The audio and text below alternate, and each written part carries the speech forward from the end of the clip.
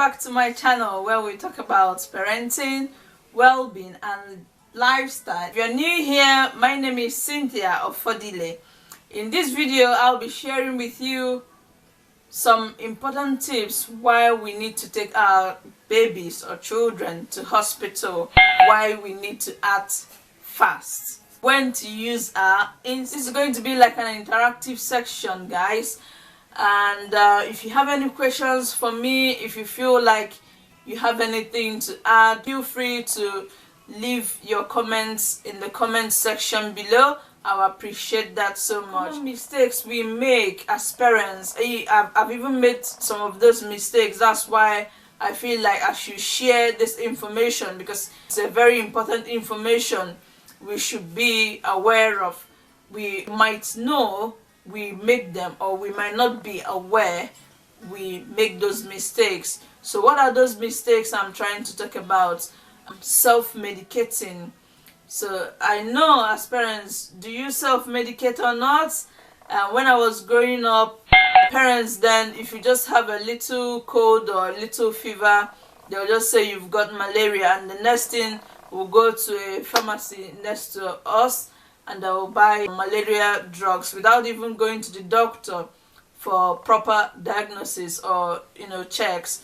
They just give me malaria drugs and that's it. Assumed you've got malaria and it has been treated.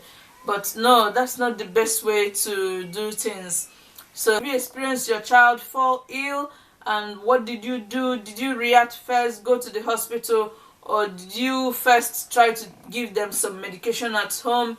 It's good to give them first aid like paracetamol, but not to start giving them a proper diagnosis if we are not doctors ourselves, because these doctors are like God that we see. So they have studied for a long time in the university, done some trials and errors, and be able to come with a diagnosis to say this is what is actually wrong with you. So but if we stay at home and assume this is what is wrong with me, and therefore self-medicate ourselves, we might be doing it all wrong, especially when it comes to younger children, babies who can't even communicate, who can't even say what is wrong with them. How do we know they are ill? From the way they behave, maybe when they stop eating, or they're having a fever, or they've become so quiet. There are lots of changes when you notice in your child. You'll be like, this child is no longer behaving normal. That's when you start asking yourself, should I take this child to hospital? What will be my next step? So instead of delaying at home, thinking of what to do, it's not like we cannot first of all try to solve some problems, some minor ones. We can solve it, but when we see that it's beginning to escalate, has now gotten beyond us, we need to act fast and act immediately. We want to say, let's just monitor and see it's going to come down, we just stay at home and keep praying. I believe in God, prayer works too, but faith without action is dead. Yes, I'm Christian, I believe that you have to act and then believe in God, keep praying while you are acting. That's it. That's the only way we can save ourselves, save our children from all these things, from untimely deaths. We can do our best and just leave the rest. Not like we don't have the money. Sometimes we have the money, but we are saving the money for other things. We don't really consider, oh, should I take this child to the hospital? We'll be like, the hospital is going to be expensive. Even if it's expensive, we just need to save that life first. Even if you don't have the money, take the child and go somewhere and borrow. I'm just, saying this as a mom, because sometimes when I see my kids and they are ill, I don't even waste time 1 second. I just pick up my phone and I call the medical center and tell them, look, my child is now so quiet, he's not eating or he's not doing this or that, he's got a temperature, what do I do? They'll advise the best. They might even say, if you're so worried, you can bring the child over, let's have a look at the child. So that will reassure me. Even if I go there and they tell me that's fine, just go home, give her paracetamol and she will be okay. It has reassured me, and I've known that the child is okay, there's nothing wrong with the child. But then they might see something else and they might say, oh, this child needs antibiotics because they've got like a chest infection. I wouldn't have known if I didn't take the child to the hospital. So that's it, parents. If we can, practice this more, even preach it to people. There are lots of people who are out there who needs this information, who thinks that when they mix one or two herbs, one concoction, and they give it to a baby, these things are poisonous, these things are dangerous to health. So when we start mixing lots of things, giving to a child whose organs are still developing, instead of killing the child, it would end up damaging the tissues and the organs in the body that are still very, very premature organs. So we can help ourselves by sharing this message. When you come across someone who wants to, like, instead of taking the child to hospital, start mixing herbs, advise the person, tell the person, why not take your child to the hospital? For instance, if you notice your child's temperature is above 37.5 and the temperature is not coming down, you have tried the cold patches, and everything on the child, but the temperature is still not breaking, that's when to act fast, that's when to take the child to the hospital. Or you notice a child is wheezing, making some funny sound when they breathe, and maybe the chest is noisy, it's a little bit noisy and wheezy sound, they are fighting to breathe, or their skin, turning pale, or you can also look at a child's fingertip, or even an adult, to know when you press their fingertip like this, and if it start looking pale, that's when to know that there's something wrong. You can also dictate for kids who do not talk from their actions. If a child is an active child and all of a sudden the child start getting so quiet, they're not eating, they become so floppy and tired, they want to be cuddled all the time, that's when you need your thermometer. This is a must-have for all parents at home. If you have children, even suitable for adults, so we have this at home. Whenever I notice that my kids, they are beginning to look so quiet, the first thing I do is to check their temperature. That's the first thing I do to reassure myself. So if they've got a temperature that is manageable, another thing I do is to have paracetamol, which is the appropriate paracetamol for their age group, at home.